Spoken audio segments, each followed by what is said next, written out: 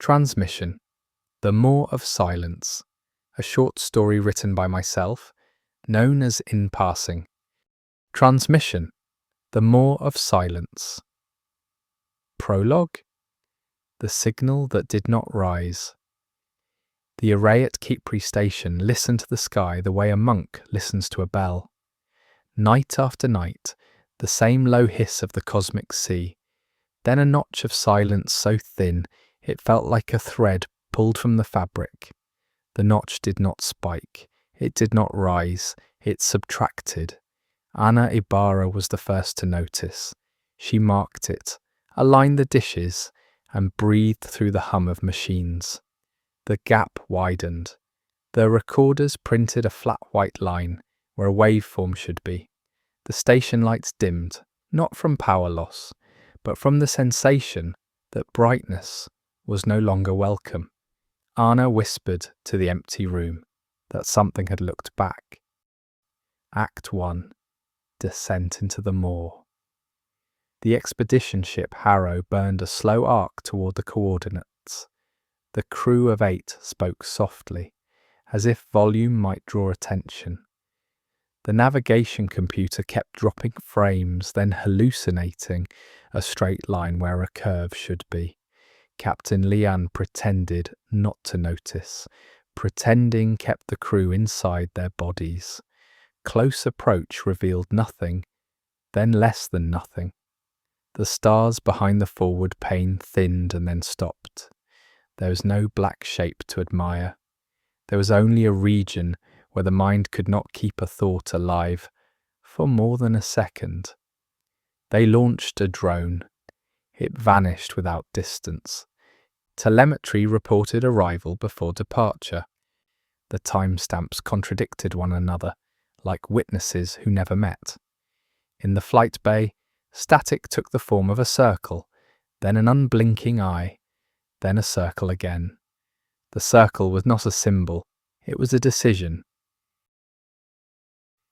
Act 2. The Silence Watches. Inside the Maw, clocks slowed, then disagreed. The ship's plants wilted within minutes, then stood back up when someone looked away. The crew could not remember the first names of the people they loved. They could remember the smell of rain on cities that did not exist. Anna stepped into the observation cradle and asked to be tethered. She wanted a straight line back to the present. Outside the glass, a cloud that looked like stone folded open. There was a centre inside the centre. It was not an eye, not a mouth. It was a question that refused to end. Records later would show that the Harrow transmitted a single sentence, spoken in 8 voices at once, the words carried through every band and every prayer. It is looking back. Then the Harrow spoke again, but the second message did not travel as sound. It travelled as subtraction. The sentence was removed from the air in the control room at Khepri Station. Engineers felt their lungs forget how to finish a breath. Act 3. The Return That Was Not. Days passed or minutes. The Harrow turned away, then found that turning away did not change the view. Captain Lian ordered a spin to find inertia. The ship discovered gravity where there were no masses. The crew slept in shifts so that someone was always awake to remind the others which direction calories burn. They taped notes to their chests with their names written twice. When the starfield finally snapped back, the crew cheered without sound. Mouths moved, sound lagged. The Maw receded and pretended to be far. The Harrow limped toward Khepri for medical quarantine, and medals none of them wanted. But their shadows arrived first. The station received the Harrow on a morning that did not feel like morning. The docking clamps held. The airlock cycled. 8 shadows stepped through the fogged threshold. They moved like the crew, and their mass registered, and their breath condensed on the glass. Cameras confirmed faces. The biometric gates refused to open. The gates said no because the gates had learned a new kind of caution. The shadows watched the station personnel look worried. Then they smiled with human lips. The smiles were almost correct. Almost. They waited until someone said the word, "Welcome."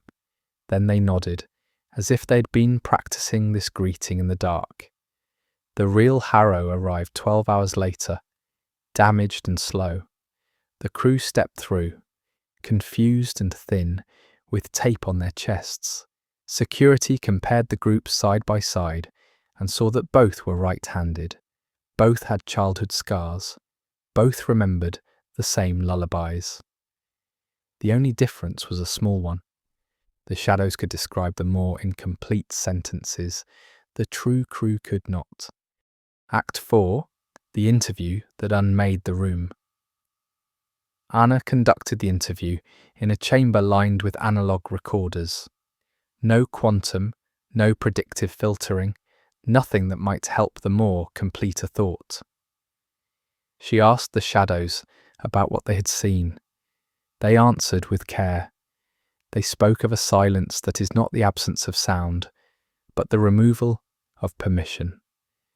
They spoke of a presence that is not a being, but the location where meaning ends. Their words were elegant and patient. Each phrase arrived with the calm of rain. Halfway through, the floor lost its sense of weight. Pens rolled uphill. The tape on Anna's recorder formed a loop that fed itself. The loop contained a sentence that looked like a familiar prayer in every language at once. "We will fit better next time." Anna closed her eyes and imagined the circle in the star field, and a thought rose that did not feel like hers. The thought suggested that the Maw was a kindness, a correction, a way to reduce the suffering that consciousness inflicts on itself by narrowing the space where questions can form. She opened her eyes and wrote a single line in her notebook. She did not remember writing it, but the handwriting was hers. A door does not knock. A door waits. Act 5. The choice that keeps choosing. Quarantine failed. Not through negligence, but through hospitality. The station made room. The crews worked together, then overlapped, then completed each other's tasks with shared muscle memory. After a week, no one could say where the line was. People slept, then woke with a new habit. They stopped finishing certain sentences. They began to prefer rooms with circular windows. They held cups with both hands and waited before sipping, as if listening for a signal that could not be heard. Anna prepared a final broadcast. The plan was to warn the network, then lock the doors, then dim the lights and pretend that brightness is a kind of vanity. She looked into the lens and told the truth. The Maw is not hunting us.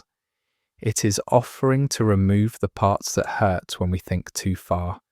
If we welcome it, we will become easier to be. She clicked send. Across the network, some receivers caught her words and shook. Others went quiet and warmed the room, as if they had just remembered a happy story.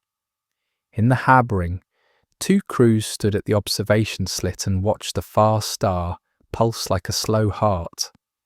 One of the shadows turned to Anna and asked if she could finally say the sentence they had been waiting for. Anna felt every cell in her body gravitate toward a single answer. Welcome. The word left her before it formed. The station's pressure dropped by a small number that meant nothing and everything.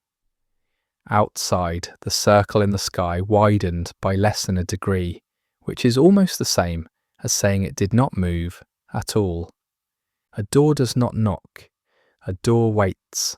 The universe paused, then remembered that it had somewhere to be. Epilogue. The eye that remains. Years later, school children will learn that the moor has always been part of the sky. They'll draw it in crayon, a simple ring where stars forget to exist.